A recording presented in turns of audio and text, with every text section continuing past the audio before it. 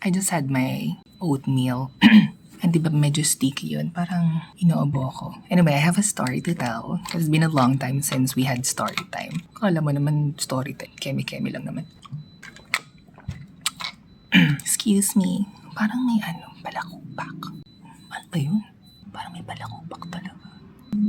Tanggal na yata. Pero parang pangit ko. Parang amputla ako. Magpaganda tayo kahit konti lang. Hold on. Okay, so I will be using, nag-promote, the Tinted Lippy Oil by Dr. Sensitive in the shade Fig. Okay na yan. So, ganito yung top niya. Feeling ko maganda pa ganito. Kasi, hygienic. Anyway. Bago ba? Parang wala naman. Pangit ko pa rin. Parang gumanda na ako dun.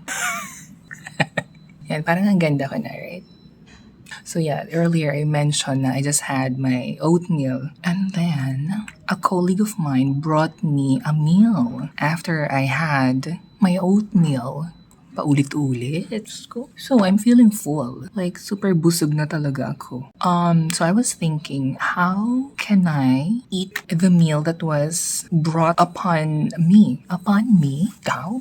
So this is the food that was brought here. Okay, so as you can see, we have the lechong chicken. We have the palabok and the paano ba ituro yung egg? So delicious. And of course, meron dong pizza. Mainggit ka sa gutom. Malawayin kayo dyan.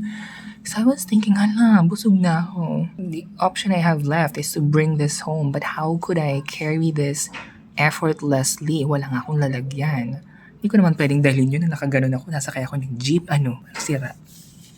So I was thinking, maybe I should go downstairs. Kasi downstairs merong Robinson's Place, Robinson's Markets, Robinson's Supermarket. Hindi ko alam anong tawag doon. Correct me, guys. So comment it down below. Like, what's the proper answer? A. Hi, nagbigay ng options. I was thinking maybe I should go down and then buy like Tupperware or plastic labo. Plastic labo? Ayoko namang gawing today my cheat day. But I don't have a choice. Ayoko namang bumaba doon tapos magpakapagod para lang nadala siya sa bahay. Gusto ko nang umuwi and tigil-tigil pa tayo doon.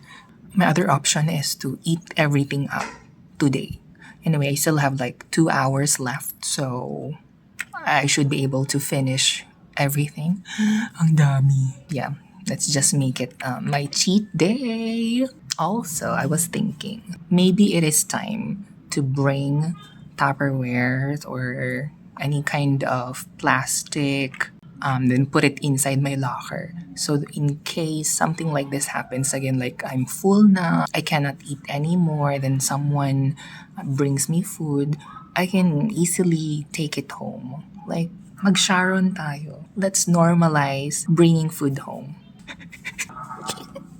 Siyempre, yung mga lang, yung binigay sa inyo, hindi kayo, magmamamarunong dun sa mga nag-invite sa inyo. Hindi pa nakakain lahat, nag-Sharon na kayo.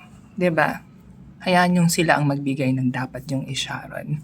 Uy, it is time talaga. It is time to bring Tupperware kasi I'm on a diet and nasisira yung diet natin. Anyway, if you are one of my colleagues and you happen to see this video, please don't get me wrong. Bring me all the food that you have. I'll willingly accept it and I'll eat it.